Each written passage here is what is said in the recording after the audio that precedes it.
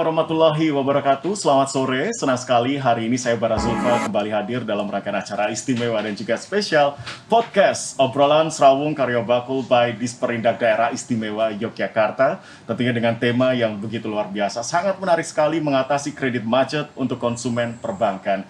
Sebelum kita mengupas tuntas tentang tema tersebut, saya akan menyapa terlebih dahulu narasumber-narasumber hebat yang sudah hadir di Rosin Hotel pada kesempatan sore hari ini. Yang pertama saya akan sapa, beliau adalah Wakil Ketua Komisi PDPRD Daerah Istimewa Yogyakarta, Bapak RB Dwi Wahyu B SPD MSI Sugeng Sonten. Bapak selamat sore. Sehat selalu. Sehat selalu, luar biasa. Bagaimana perjalanan menuju ke Rosin, Pak, hari ini? Wisata sudah menggeliat. Sudah ramai ya Pak, agak macet-macet dikit nih Pak. Wah, luar biasa. Campur deg-degan. Campur deg-degan, kenapa Pak kok deg-degan? Nah, nanti kalau COVID meledak Oh, lagi. jangan sampai. Kita bersama. Mudah-mudahan enggak. Siap, insya Allah aman selalu pastinya.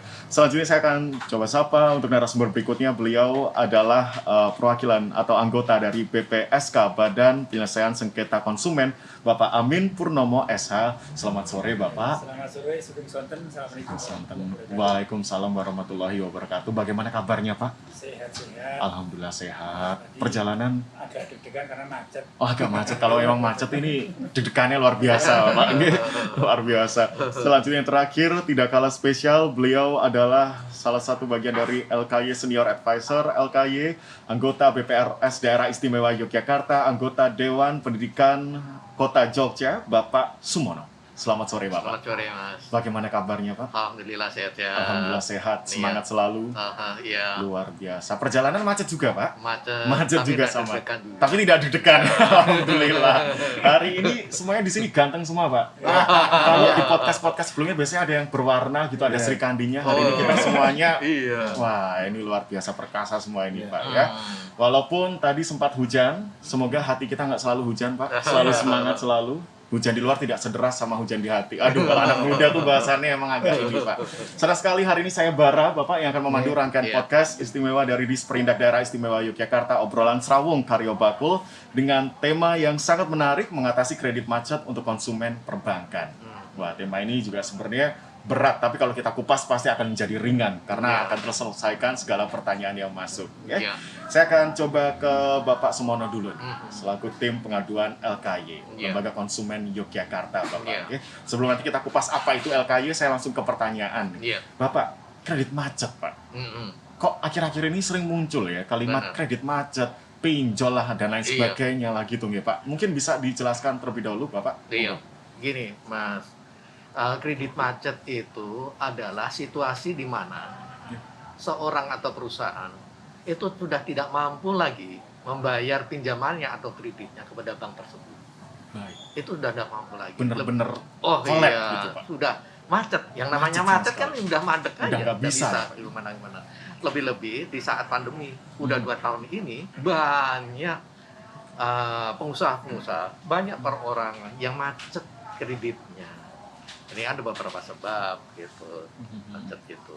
Itu berarti bisa disimpulkan juga dampak dari pandemi juga tidak hanya sektor kecil namun juga sektor-sektor besar sektor sekali. menengah maupun sektor besar. Baik, Iya, karena baik itu untuk pasar lokal maupun pasar ekspor. Itu sulit sekali. Mengapa demikian?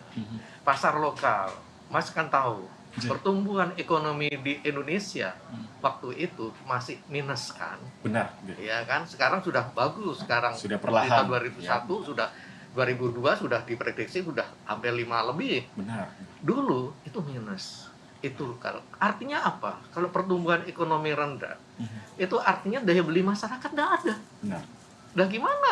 Berdampak untuk para pengusaha. Tuh, pasarnya Ya, di dalam tidak ada. Kalau pasarnya tidak ada, produsen apapun Ya. ya tidak bisa dong. Tak mau jual apa? Itu di lokal, di ekspor juga ekspornya barang sambat dulu. Ya ngapa? Kenapa? Karena negara-negara di dunia pada memperlakukan lockdown. Harga kontainer, satu kontainer 4 kali waktu sebelum pandemi. lockdown. Gimana mau jual? Ada Benar. pengusaha ekspor Iya. dari Meksiko. Itu barangnya sudah 2 tahun. Udah mau dikirim di Meksiko, nggak nutup.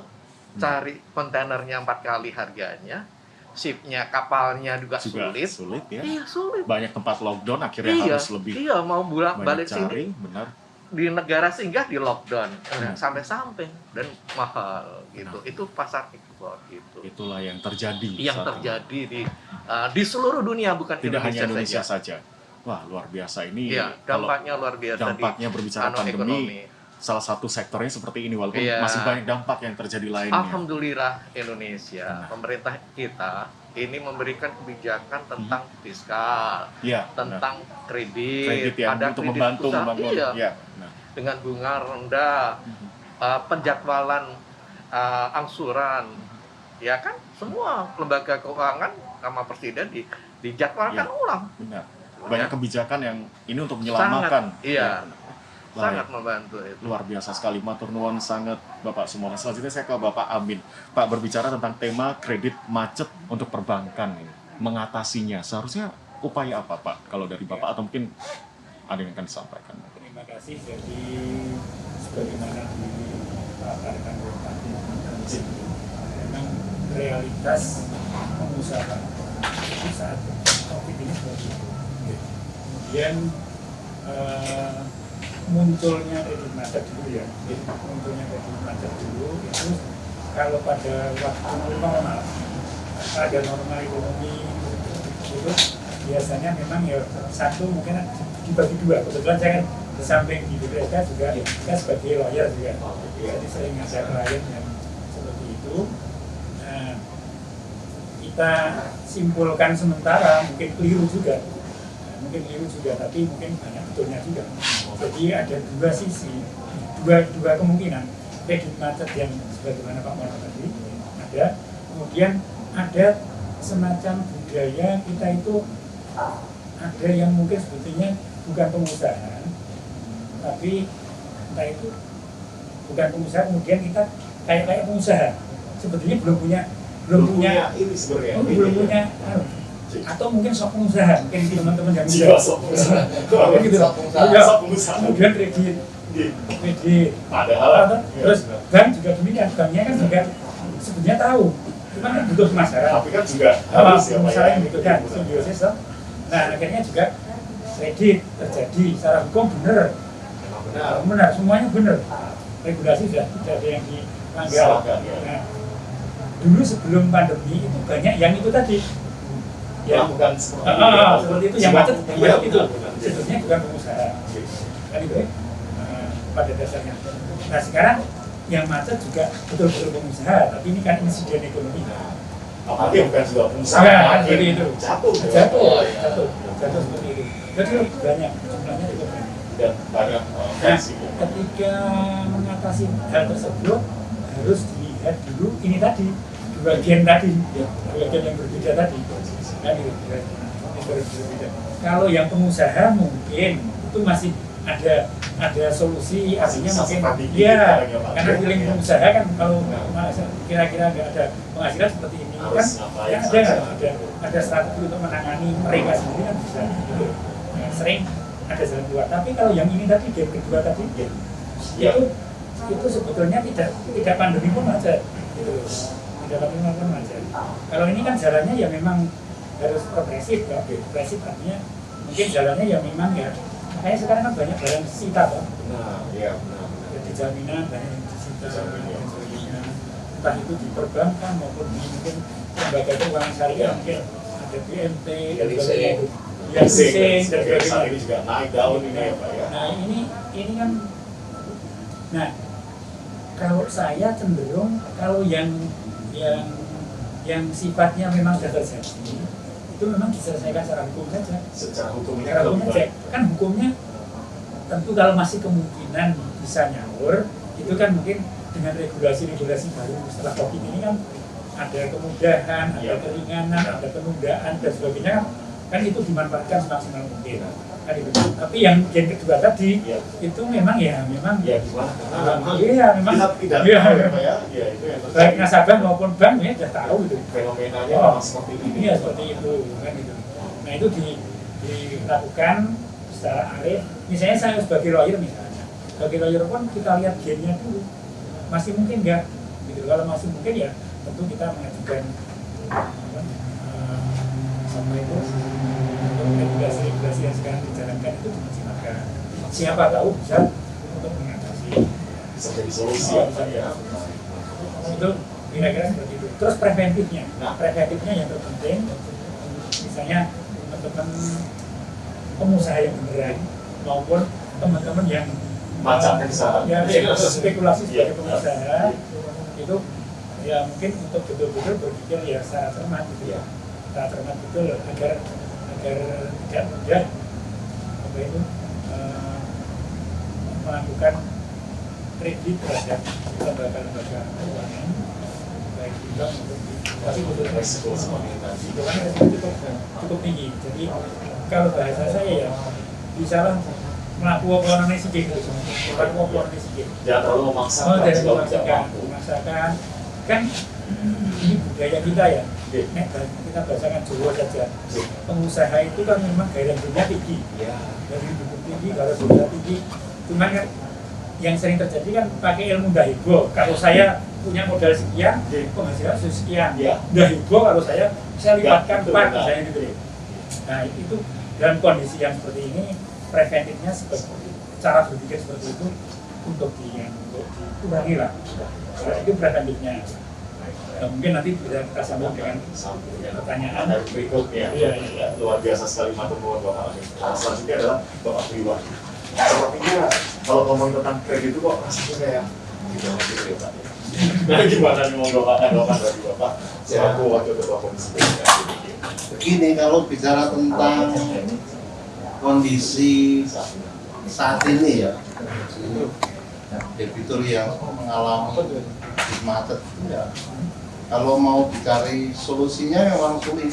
Tapi memang ada, kalau beliaunya mengatakan ada 2 gen yang berbeda sebagai penyebab kredit macet. Ada 2 habitat berbeda, ya kan? Nah, tetapi memang ini harus ada klasifikasi yang kredit macet sebelum pandemi dan pas pandemi itu kan perlakuannya berbeda. Walaupun sebetulnya ketika tadi pemerintah sudah melakukan bagaimana penjadwalan harus dirubah dari restrukturisasi dan sebagainya, tetapi di lapangan juga nggak seperti yang dibicarakan itu mengenakan juga nggak juga. Itu nggak juga. Artinya begini loh, bahwa ketika bicara tentang bank kredit macet itu memang sulit mau mulai dari mana. Karena apa? Kalau kita mau membuat sebuah kebijakan yang barangkali 180 derajat berubah untuk mengatasi, ini kan kondisinya, ini kan mempengaruhi perekonomian kita ya, mempengaruhi perekonomian kita. Kalau berubah 180 derajat berubah, itu angel banget. Karena mengapa? Bank itu rezimnya kan BI, ada OJK, gitu loh, ada keterbatasan kewenangan bank untuk membuat sebuah terobosan untuk menyelesaikan masalah. Sulit karena mereka rezimnya BI dan OJK. Lalu bagaimana? Ya ini harus ada konsolidasi di BI sama OJK ini untuk memberikan ruang bank yang seluas-luasnya untuk recovery ekonomi. Gitu loh. Kalau nggak bisa. Nah sekarang ini belum dilakukan. Sementara ada, menurut saya ini konyol. Menurut saya konyol. Sementara OJK itu bagaimana membuat firm bank untuk mengeluarkan kredit. Di sisi lain OJK mengiyakan pinjol dengan mudah. Ini konyol menurut saya. Jadi seperti timpang. Oleh iya toh. Yang misalnya begini, yang namanya bank ini pasti ada benar. Ya. Sementara pinjol nggak ada benar, ya kan? Ya. Dan itu ada regulasinya. Dan OJK sebagai pengawas bank itu mengamini itu. Sementara katanya pinjol itu juga diamini oleh OJK. Ini ceritanya. Nah ini harus bersama-sama. Artinya begini prosesnya bahwa ketika ini akan membedah ini semua, ini kan konteksnya bicara sore hari ini adalah bagaimana membedah supaya pengusaha ini mampu merecovery ekonomi. Prosesnya recovery ekonomi. Kebijakan pemerintah pun APBD sekarang adalah temanya adalah recovery ekonomi dan kesehatan. Tetapi ini harus ada konsolidasi masif antara OPD yang punya kewenangan itu. Dari sisi pembiayaan, dari sisi pembiayaan. Misalnya begini, karena Komisi B itu mitra kerjanya adalah Bank BPD, ya kan? Bank BPD itu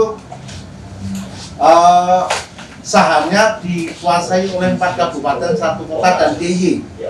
Nah, sebentar lagi kita baru mau menuju buku 2 dengan penyertaan modal 4,1 triliun.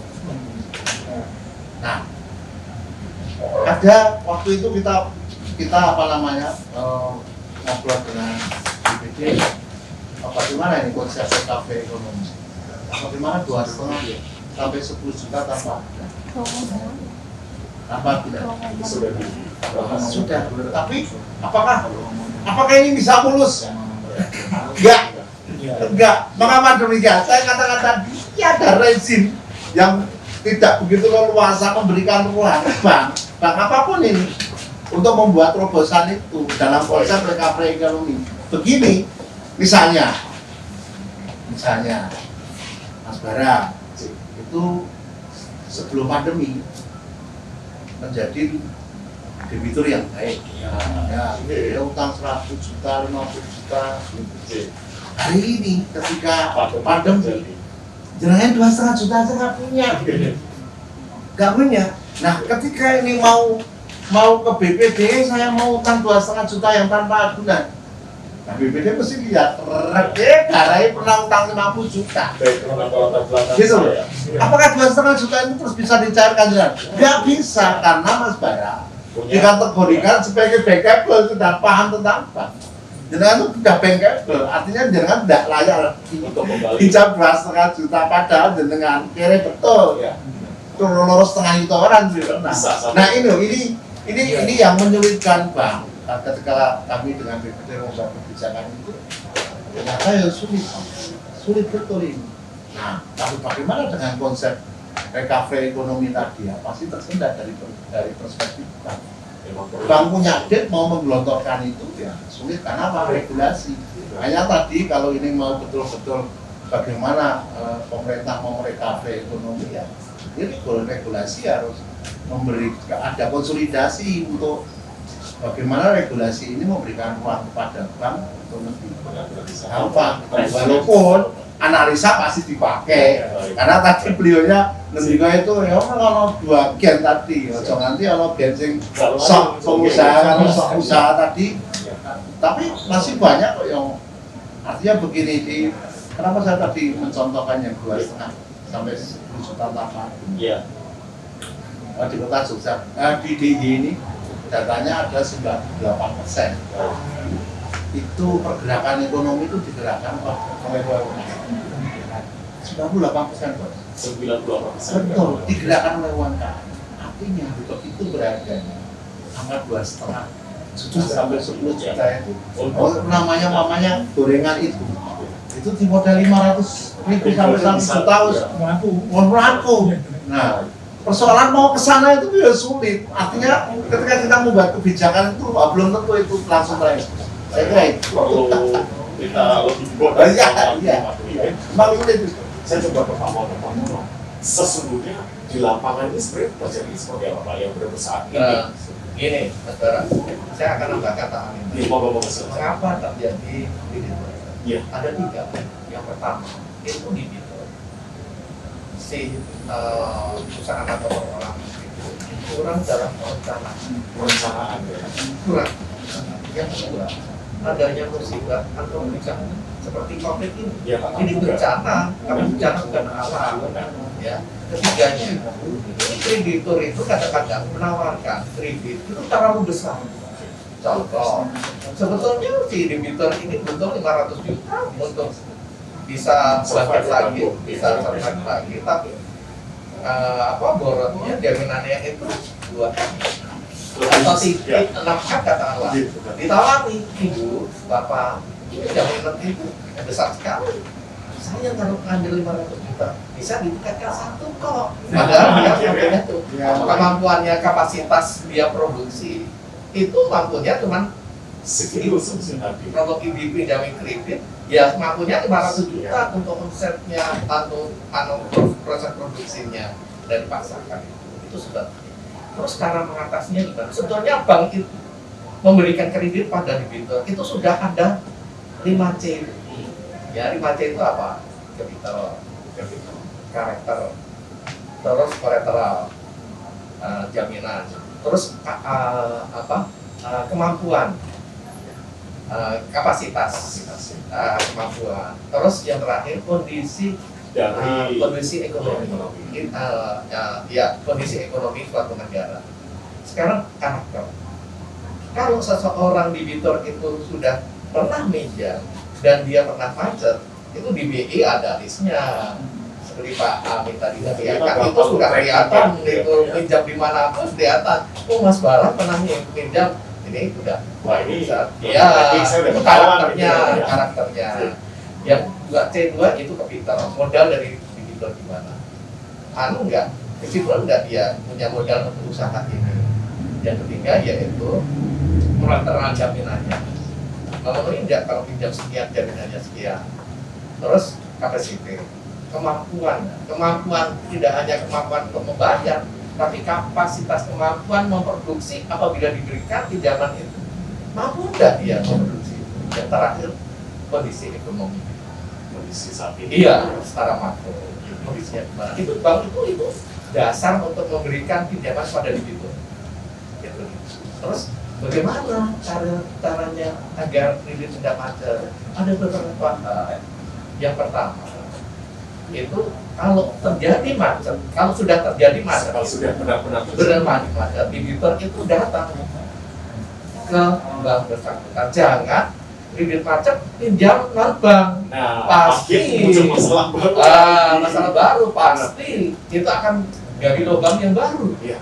Bunganya tinggi, ya jangka waktunya pendek, tidak menutup masalah. Datang aja perbankan, Pak, kredit saya macet karena gini. Lalu kondisi COVID ini pasar saya sepi, produksinya nggak laku. Solusi apa nanti yang akan? Ya solusi apa? Itu bank tentu akan melakukan penjadwalan ulang, perencanaan ulang. Dari itu pasti ditawari ibu atau bapak. Sekarang ini kreditnya ini terlalu berat untuk ibu, tapi tidak bisa merubah lapor kredit. Tapi bisa dia itu menjadwal ulang. Artinya bisa memperpanjang kredit itu dia murah, itu bisa itu. Terus bagaimana kalau pengusaha itu agar tidak terjadi macet? Yang pertama itu kalau mau pinjam sesuaikan kemampuan, seperti perlindungan konsumen itu diutamakan kebutuhan, jangan keinginan. Social concern konsumtif masyarakat. Iya, kemampuannya jangan keinginannya. Kalau ini ingin di samping untuk modal kerja untuk beli mobil saya makin udah lama ini. Padahal sebenarnya tidak belum tentu. Terus dipergunakan untuk produktif, bukan untuk konsumtif. Kalau konsumtif nggak akan dia mampu itu. Ya, terus si pengusaha harus kalau biar tidak macet dia harus nyaur pelan-pelan, ya harus nyaur itu, enggak ya macet. Nah itu kadang-kadang nggak bisa nyaur.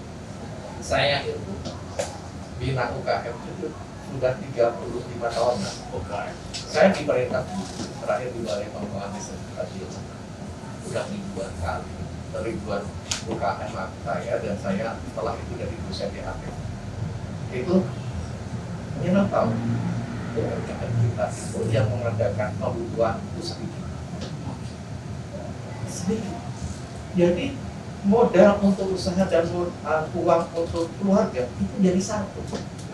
Itu tidak akan berhasil lama seluruh Indonesia. Tidak kelihatan. Beda Cina. Saya dulu tinggalnya di Ponorogo 49 di Pulau Tugu. Tetangga saya Cina. Itu dulu. Misalnya dia itu untung 10 rupiah.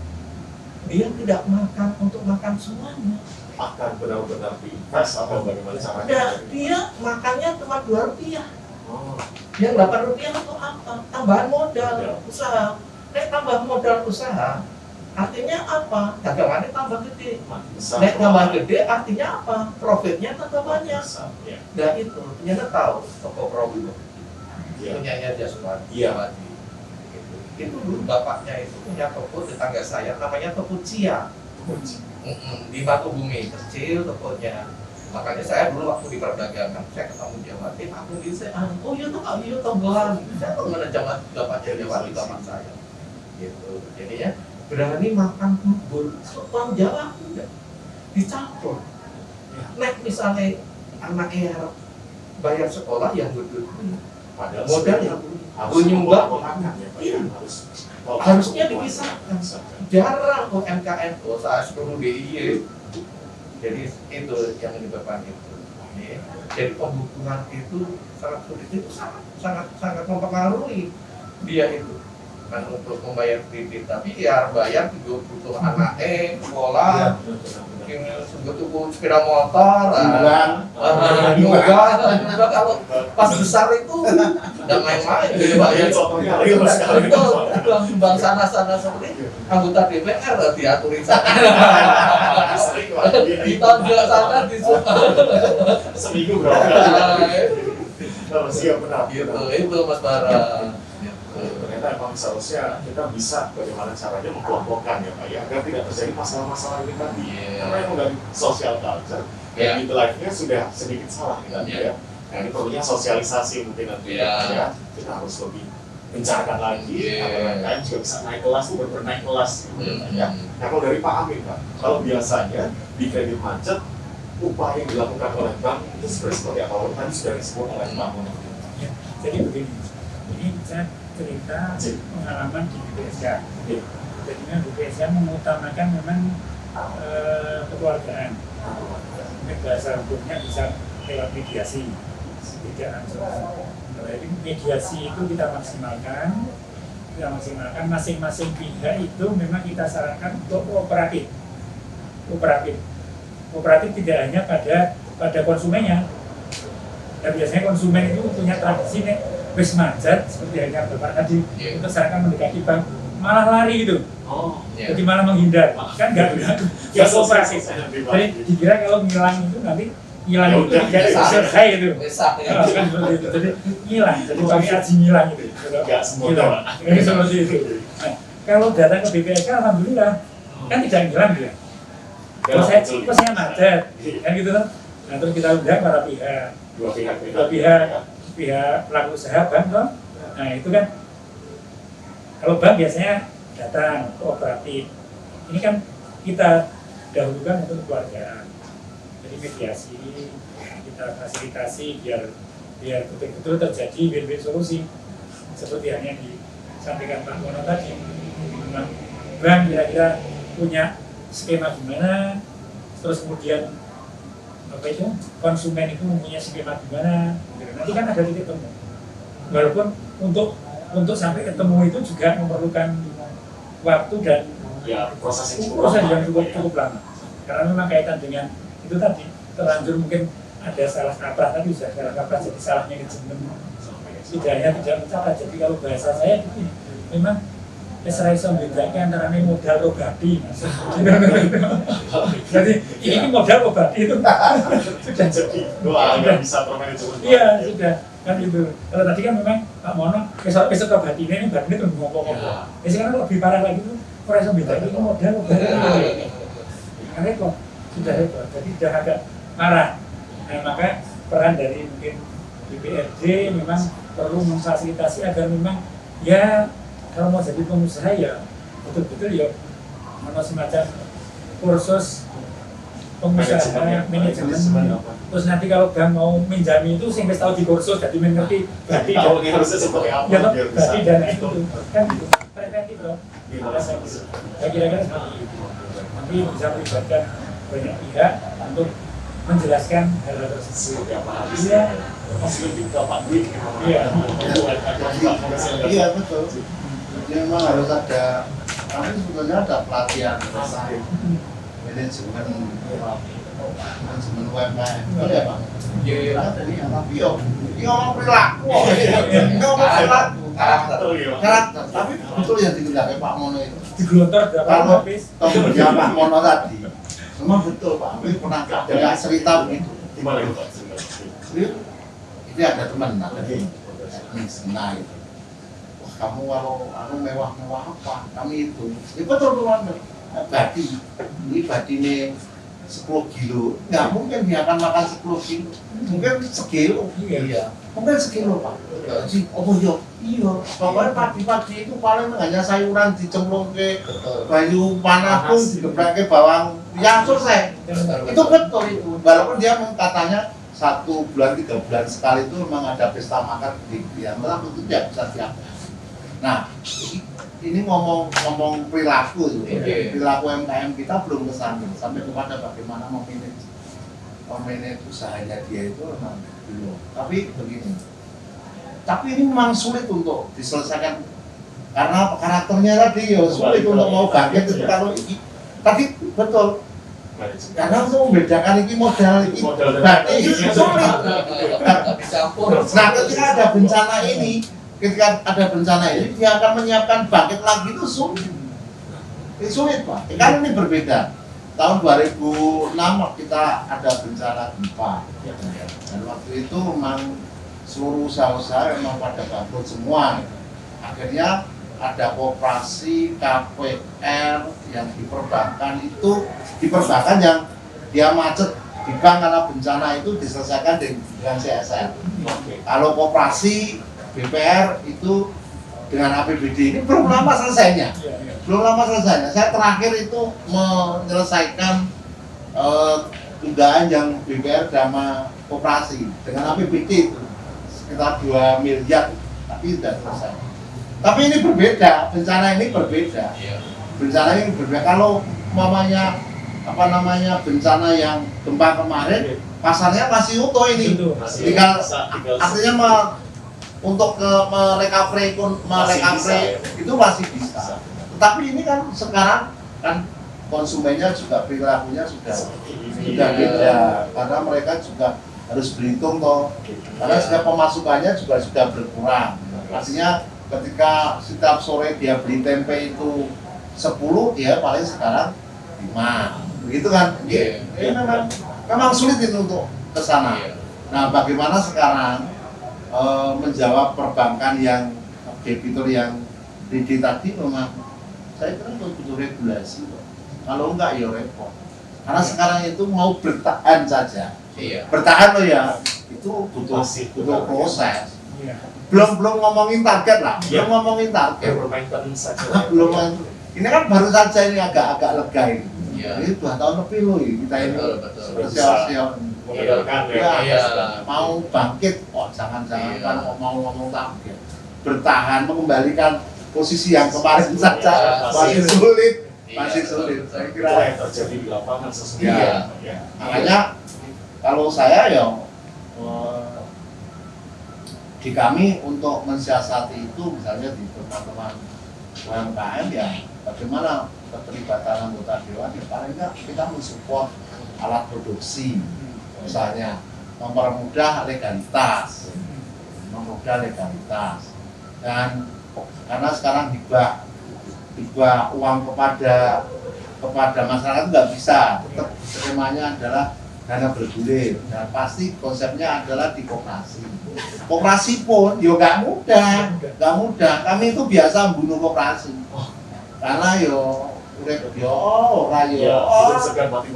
begitulah dan sulit itu banyak ya sebetulnya hanya tidak terkuat aja NPL-nya di koperasi luar biasa banyak koperasi yang mati itu karena apa? Karena basis ekonomi anggotanya nggak jelas juga. Apalagi mereka lebih mudah daripada bank. Bank itu pakai analisa aja ya, masih NPL tinggi ya.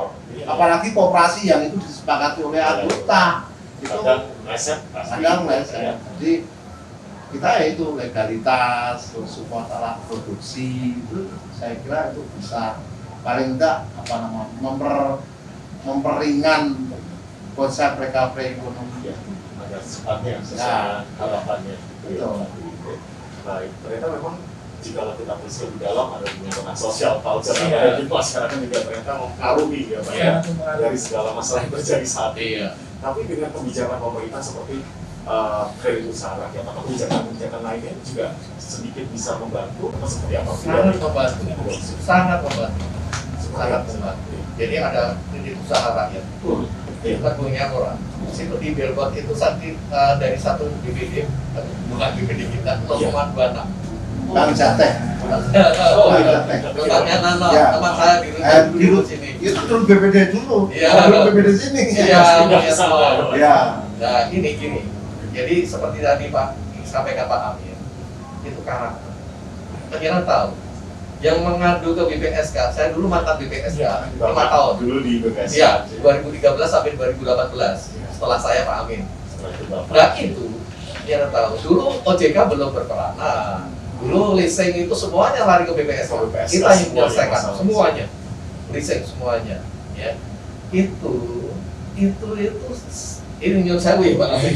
Ini sebetulnya itu konsumen yang salah, yang kurang tepat. Lari BPSK itu pasti ada masalah. Masalahnya apa? Kendaraannya diambil debt collector karena macet. Nah macet yang ngopo sampean. Tapi ada beberapa hal. Saya di BPSK itu nangani kredit macet khususnya di leasing. Di bank juga banyak itu. Itu karena itu salahnya konsumen, kurang perlindungan yang tadi saya sampaikan tadi. Konsumtif yang Nah, berlebihan. perencanaannya itu kurang, kredit motor, kredit mobil itu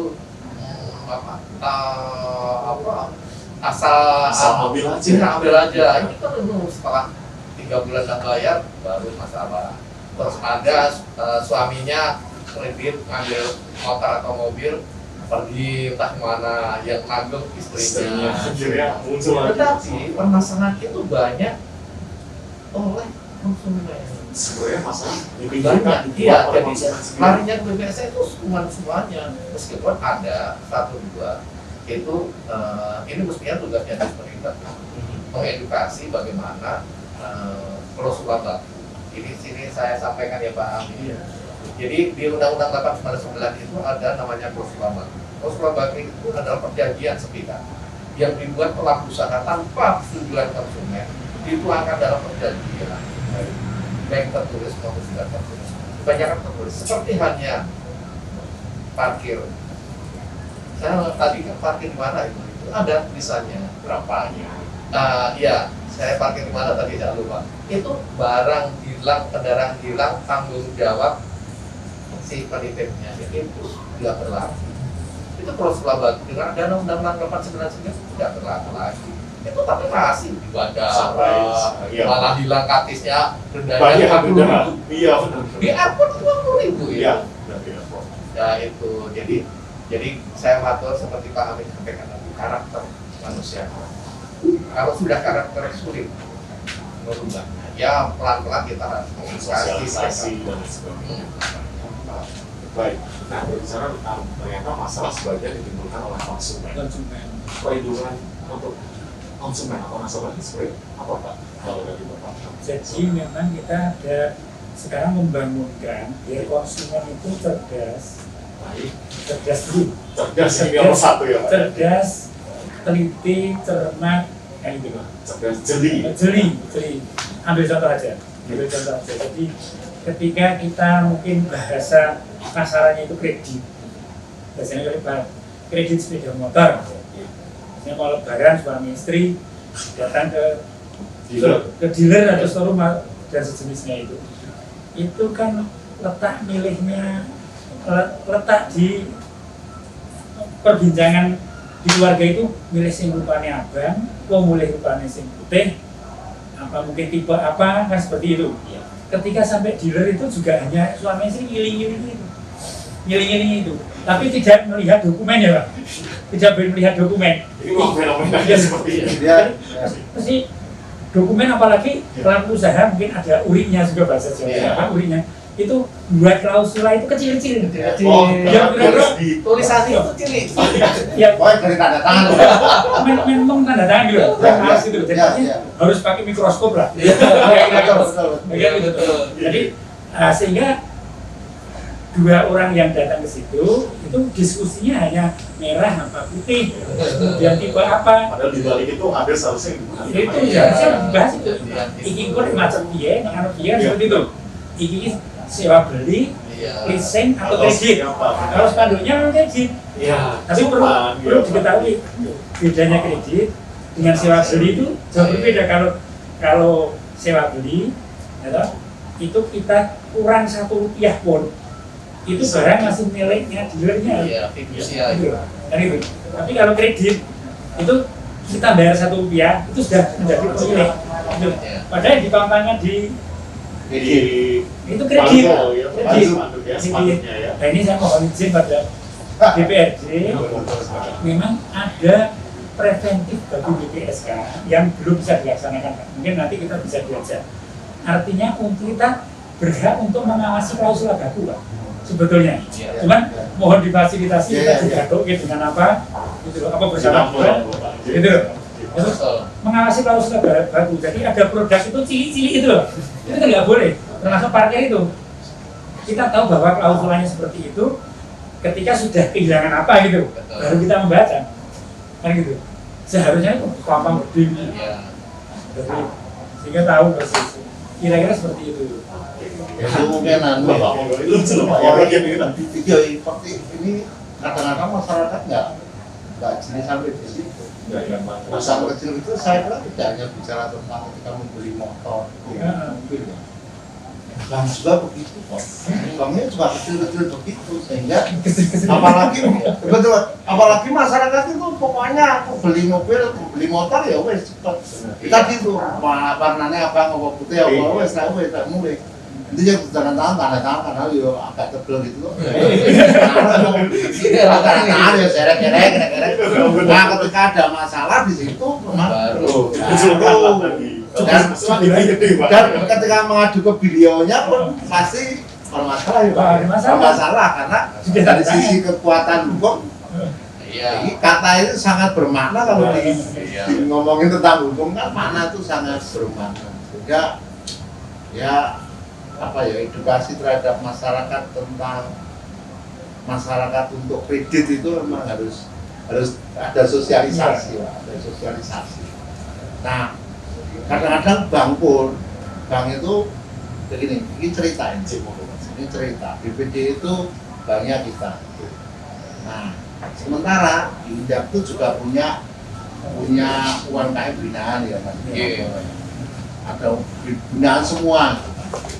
Dan menurut kacamatanya Indap dia butuh pembiayaan, gitu kan. Sementara dia kalau mau mengonekkan dengan perbankan belum tentu, padahal itu stop berbina karena analisanya berbeda. Analisanya Indap sama perbankan kan berbeda. Nah, saya selalu protes dengan BPD. Kamu BPD adalah banknya pemerintah. Kalau kamu cari debitur, kredit, itu ya, data kami di Indap yang menjadi binaan OPD itu ya dikonekkan gitu. Enggak. Karena apa? Perspektifnya berbeda. Kamu itu pokoknya analisanya itu. Iya, analisanya kan berbeda-beda. Pokoknya kalau di kami di Indap pasti ketika kita menyalurkan pembiayaan itu dikonekkan dengan Bank BPD misalnya, pasti kalau Indap kan harapannya ini kan bisa naik kelas, UMKM naik kelas gitu, karena dengan pembiayaan itu. Tapi kalau bank kan enggak. Yang penting kamu bisa nyaur, selesai. Ya, lima selesai tadi. Ya. Dia tidak pernah ganggu prisan bahwa aku ngasih kamu harapannya kamu nanti bisa lebih baik gitu. Yang penting membaliknya selesai. Tapi kalau naik di OPD kan berbeda. Iya, berbeda. Iya.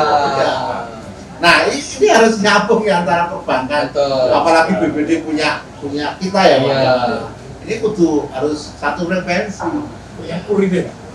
Apapun Pak, ada kur, ada dana talangan. Kemarin saya itu sedang begini, ada persoalan di kota Yogyakarta.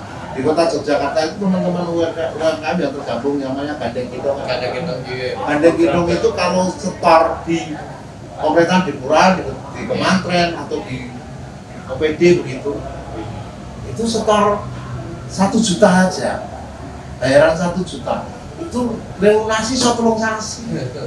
Betul Pak Mono ya? Harus Itu di Gitu kota loh. saja. Nah, iya, betul. nah sekarang yang namanya teman-teman UMKM yang tergabung dengan apa Gading Gendongin, nggak semua punya modal. Iya. Akhirnya berapa kali setoran gitu 5 juta gitu ya dia mandek, dan itu 3 bulan 4 bulan belum selesai. Betul. Karena mungkin aliran kas yang memang butuh waktu, walaupun menurut saya ya konyol itu. Nah bagaimana kemarin saya Pak mempertemukan dengan BPD. BPD bisa nggak? Ternyata bisa Pak, itu dengan dana talangan itu. Dana talangan bahwa ketika teman-teman Gading Gendong store gitu, Iya. langsung ada surat tanda terimanya, dia tukar di BPD, langsung saya dan BPD nanti akan berurusan dengan yang Ya, Bagus kalau itu Lebih di- ternyata bisa. Iya. Ternyata bisa. karena ada solusi. Ya, Iya. kalau nggak begitu repot, artinya Bank BPD sekarang harus lebih menilik. Saya begini, Mas Bank BPD di kota Yogyakarta ngomongin makan minum Pak, makan minum itu 38 miliar. Iya. Nah, BPD mau ambil berapa ini? Tapi ya, apa namanya, multi efek ya, artinya bahwa 38 yang menyelesaikan teman-teman UMKM tadi tergabung dalam Gading Gendong nanti, duitnya juga di BPD sebagai kasnya daerah itu wah luar biasa kalau itu terjadi. Dan itu baru kemarinnya sore itu saya mencoba di Danau Rencana undang BPD, bisa nggak sih dengan menyelesaikan ini? Masalah Bisa Pak, dengan apa? Dengan dana talangan. Caranya gimana? Ternyata bisa. Ini kadang-kadang apa mah dadak digolok ya Pak. Iya. Ya, salah satu juga berdampak. Betul, artinya gimana ya, saya selalu mengatakan UMKM itu tetap saya sepakat sebagai garda depan. Iya. Iya. Amin Bapak, kamu nambahin. Tentang UMKM. Tentang UMKM ya, ini pesan kita buat teman-teman yang bergerak di sektor UMKM, mikro, UMKM, usaha mikro kecil menengah. Ya banyak sekali ini yang yang kena dampak COVID ini tetap harus semangat, ya harus semangat. Semangat itu perlu untuk membangkitkan kita itu akan kembali bisa survive. Jadi semangat dulu. Kalau baik ditemui masalah tadi, Pak. Ya, iya. Wah, banyak kasusnya, tapi Iya. sudah perlahan ini ada beberapa solusi yang tercipta. Iya, sekarang kan sudah mulai bagus sekarang. Tapi harus tetap prokes. Benar gitu. Tapi kalau kita nggak prokes naik, aduh. Jangan seperti dulu lagi itu. Juni itu kan, wah, Juni juga kita naik, Pak. Semoga akhir tahun ini kita bisa turun terus ya, Pak ya. Nah, selanjutnya berbicara tentang masalah-masalah yang terjadi, saya mau ke Pak Amin, Pak. Lembaga mana saja, Pak, seharusnya yang berwenang untuk terlibat menyelesaikan masalah yang timbul tempat-tempat yang terlibat biasanya. Jadi yang pertama itu memang dari semangat dari penyelenggara. Penyelenggara luas, jadi stakeholder diantaranya yang mungkin orang di DPR, di Presiden ini sangat penting untuk, karena kan tahu persis aspirasi masyarakat dan punya kewenangan untuk gantung kita, untuk gantung kerembuk, dalam arti untuk solusi ini memang kita menunggu mulai dari preventifnya, maupun mungkin cara penyelesaian misalnya tadi BPD ternyata bisa ada terobosan seperti itu, mungkin bisa difasilitasi dengan bank-bank yang lainnya juga bisa juga mungkin dengan dongeng yang beda gitu, dengan cara yang berbeda kan sangat mungkin dari Bapak Iwan itu kami harapkan seperti itu. Terus yang kedua tentu memperbaiki semua klausula baku dengan kita itu untuk preventif. Jadi biar jangan sampai hutang bank tidak tahu hak dan kewajibannya tapi tidak ada tangan. Kan gitu dan sebagainya dan sebagainya. Itu kan memang kita ada kewenangan, cuman tidak bisa melakukan. Kita memang perlu kolega mungkin dari dinas, mungkin dari dewan untuk bisa melakukan hal tersebut, sehingga masyarakat betul-betul masyarakat yang melakukan sesuatu itu tahu resikonya. Kemudian masyarakat sendiri harus tahu dirinya sendiri, memang kekuatannya tadi jangan sampai gedor-gedoran gitu, gedor-gedoran kredit gitu kan, Sampai kewalahan. sampai kewalahan Sendiri, gitu. ya, Pak, ya. Jadi, memang saya dipesan sama orang tua saya itu kalau pergi itu bawa uang secukupnya. Jadi ini mau cerita, tapi agak secukupnya. Dan berikut Pak, kalau secukupnya itu kan sebab ini orang itu sangu arep neng kutha itu kalau saya rumahnya kan desa. Arep neng kutha itu ke barat. Kalau dulu negara ya Pak. Ke kota itu cukup dengan membawa uang 20.000 misalnya. Kemudian, tapi kita bisa juga kalau pas punya uang 200.000. Kalau agak punya uang sekali mungkin pas jadi bulan ya Pak. Pas jadi bulan, bawa duit 2 juta gitu, 2 juta. Itu nanti mampirnya beda. Betul. Mampirnya beda. Apa yang Iya, kalau 20.000 itu ya mampir kalau beli bensin saja gitu. Tapi kalau sudah 200.000 nanti mampirnya mungkin ke warung. Tapi kalau 2 juta beda lagi, beda lagi. Sehingga pesannya orang tua seperti itu. Kalau punya ke kota ya maksimal 200.000. Ya kalau sekarang tidak harus 2 juta baru punya mampir. Nah ini mungkin mengandung makna yang sangat tinggi. Termasuk kita ketika kita jadi pengusaha ngubengke duit mungkin tidak mencampur 30 juta mungkin masih mampu, tapi kalau kemudian 150 juta mungkin singunan gitu, awang-awangan gitu. agak sulit Kan seperti itu. Nah, monggo nanti bisa diterjemahkan dengan diskusi yang lainnya. Saya berinspirasi. Berarti harus sama sosialisasi. Iya Pak, iya Pak. Yang indah ada sosialisasi tentang legal lagi. Iya, iya. Harus dipahami oleh konsumen. Iya, iya. Terutama ya warga. Iya. UMKM itu Iya. memang penting. Sampai tadi merubah perilaku tadi. Ya betul. Merubah perilaku itu. Karena tidak ada orang sukses yang tidak pandai memilih dirinya tadi. Tadi 10 kilo, dia mangane mau sekilo tadi.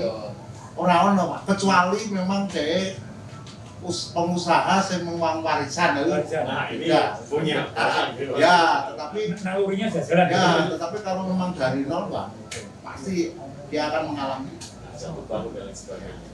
Luar biasa sekali. Ke Pak Mono selanjutnya. Pak, kalau dari LKI sendiri, sebagai senior LKI, upaya yang dilakukan oleh LKI semua itu apa saja? Nah, kita sosialisasi. Sosialisasi Kita juga. konsumen. Undang-Undang 899. Kita sering kelurahan-kelurahan. Dulu kita sering dengan BPSK. Bersama. Ya, BPSK dana dari APBD. Dulu APBD tingkat 2. Dulu kan belum di APBD tingkat 1. Dulu pindah di DIY kan baru saja 2018. Dulu di tingkat kota. Jadi APBD itu ada dana sosialisasi ke kecamatan, kelurahan-kelurahan. Kita sosialisasi dengan LKI. Ya, saya dulu sebelum Corona, saya itu dibantu LKI. LKI itu dulu namanya Yayasan Lembaga Konsumen Indonesia. YLKI. Perwakilan Yogyakarta. Terus berganti nama dengan yayasan sendiri Lembaga Konsumen Jakarta. Iya. Ya, kami kebetulan di pengaduan gitu. Jadi kita sering mensosialisasi tentang undang-undang ini. Jadi mengedukasi masyarakat bagaimana hak dan kewajiban Sebagai konsumen dan hak dan kewajiban pelaku usaha. Tidak hanya konsumen saja, pelaku usaha punya hak, punya kewajiban, pelaku usaha seperti halnya konsumen. Edukasi kita. Jadi tidak hanya raja itu konsumen. Jadi pelaku usaha juga punya regulasi untuk mengatur. Tidak, maksudnya raja itu, konsumen itu bisa memilih kehendaknya sendiri kan. Ya itu. Dan konsumen itu bisa misalnya ini konsulat baku. Kalau dulu itu di nota itu barang sudah dibeli tidak bisa dikembalikan atau ditukar kembali. Nah, itu saya kecil Itu konsulat baku. Itu tidak boleh dengan Undang-Undang 899 sudah tidak boleh lagi. Bisa nukarkan dimanapun. Tapi apa? Pelaku usaha banyak yang belum tahu itu. Masih memerlukan meskipun di papel aja. Di satu toko stoknya itu masih ada. Barang sudah dibeli tidak bisa kembalikan. Padahal bisa sesuai dengan kebutuhan konsumen. Nah, ini upaya yang dilakukan ya. Dan kita sosialisasikan. Seperti Pak Amin tadi minta, Dewan untuk membackup untuk Rasulullah Bangku itu banyak sekali. Nanti sudah ditampung oleh Pak Dwi Maturnuwun sangat. Kita sudah hampir 1 jam ini yang agak keras podcast kita. Walaupun tanpa jeda pun luar biasa sekali rasanya. makin padat sekali diskusinya. Mungkin dari masing-masing saya akan meminta kesimpulan dan juga harapan untuk masyarakat diawali dari Bapak RP Dwi Wahyu PSPD MSI, Wakil Ketua Komisi PDKP Daerah Istimewa Yogyakarta Sumur. Kalau saya optimis ya, UMKM atau pengusaha yang ada di DIY, saya kira saya masih optimis. Saya masih optimis. Kan indikasi apa? Dibuka sebentar saja sudah peredaran pembangkitan itu sudah terasa. Tinggal sekarang bagaimana konsep PKP ekonomi harus dibarengi prokes, harus itu. Karena ini dua hal ini tidak boleh lengah ini. Karena semuanya itu penyebabnya adalah kesehatan tadi, pandemi tadi. Kalau kita sehat bisa berkarya. Ya, itu. Tapi ini butuh edukasi. Selanjutnya dari Bapak Amin Muhammad SH, Anggota BPSK Badan Sehat Sejahtera Insidensi Bapak. Seluruh Provinsi. Jadi khususan yang kaitan dengan perbedaan itu memang kita memang perlu bergerak bersama pihak untuk menegakkan regulasi, baik regulasi kaitan dengan kredit, kemudian juga termasuk perlindungan konsumen itu perlu backup khususnya dari Bapak Ibu di legislatif maupun di eksekutif. Terus secara umum bagi konsumen itu memang perlu kesadaran bahwa selama ini memang yang mengadu ke BPSK itu yang kira-kira bernilai ekonomi tinggi, ekonomi dalam arti besar ya, bukan ekonomi yang menyangkut ekonomi, menyangkut bukan kredit macet dan sebagainya, tapi yang berkaitan dengan hal-hal yang dianggap remeh, ya tidak kecil, itu tidak kemudian mempunyai kesadaran ini. Dalam forum ini kita sampaikan, sebenarnya kesehatan. Misalnya kita beli gorengan, nilainya kan kecil itu, tapi gorengan orang beli gorengan kan yang disukai kan ya kemriti ya, padahal kemriti itu sendiri bukannya kan mungkin dengan berkali-kali apapun itu hal-hal yang mungkin tadi mungkin ada yang dengan plastik dan sebagainya itu menjadi kemriti. Wah, kamu gorengannya enak, kamu kemriti. Nah, ini perlu juga diadukan, bukan tujuan ekonomi tapi juga perlindungan kesehatan. Karena dari perlindungan konsumen kan di samping ekonomi, kesehatan, kemudian apa itu ini yang kesehatan kan tidak bisa diukur, tapi itu bisa berbahaya dan efek sosialnya kan cukup tinggi. Jadi bukan besar kecilnya kalau mengambil. Nah, apapun itu yang terjadi, selagi itu selama ini kan perumahan kan cukup tinggi, perumahan leasing, dan sebagainya. Padahal banyak hal yang terjadi yang di luar ekonomi dalam artian sempit. Siap. Ini mohon di backup ya semua pihak. Siap, mohon sangat Bapak Amin Purnomo. Selanjutnya terakhir adalah Bapak Sumono, tim pengaduan LKY, Senior Advisor LKY dan juga anggota DPRSDY serta anggota Dewan Pendidikan Kota Jogja. Semoga Bapak. Baik, sebenarnya sesuai dengan topik yang kita bicarakan tadi malam ini, saya pesan kepada teman-teman UMKM, jangan terkecoh dengan bunga yang rendah yang ditawarkan perbankan manapun seandainya belum butuh modal. Jangan dipaksakan. Kalau dipaksakan sebetulnya tidak butuh modal karena bunganya murah dan punya bor atau jaminan, itu akan terjadi suatu masalah. Jadi jangan dipaksakan untuk pinjam bank kalau tidak terpaksa. Itu saja. Baik, luar biasa, matur nuwun sangat terima kasih saya ucapkan untuk Bapak Sumono, terima kasih juga untuk Bapak Amin, terima kasih juga untuk Bapak Dwi Wahyu untuk momen sore hari ini. Segala masalah yang terjadi saat ini juga kita bisa tarik kesimpulan bahwasannya kita perlu bersinergi bersama. Segala masalah tidak akan selesai ketika hanya satu ataupun dua orang saja terlibat. LKY dan juga BPSK menerima segala pengaduan agar ini bisa menjadi salah satu rekam jejak juga ya Pak. Tidak hanya masalah besar, melainkan juga kecil yang terjadi pun perlu dilaporkan seperti itu. Jangan lupa untuk selalu menerapkan protokol kesehatan dimanapun Anda berada, karena ini perlu sekali. Kalau semua kita sehat, kita bisa berkarya kapanpun, dimanapun. Saya Bara Zulfa pamit undur diri dari rangkaian acara pada kesempatan kali ini podcast obrolan Sawung Karya Bakul Legis Perindak Daerah Istimewa Yogyakarta. Kita ketemu lagi di lain kesempatan. Sampai jumpa, selamat sore dan assalamualaikum warahmatullahi wabarakatuh. Waalaikumsalam.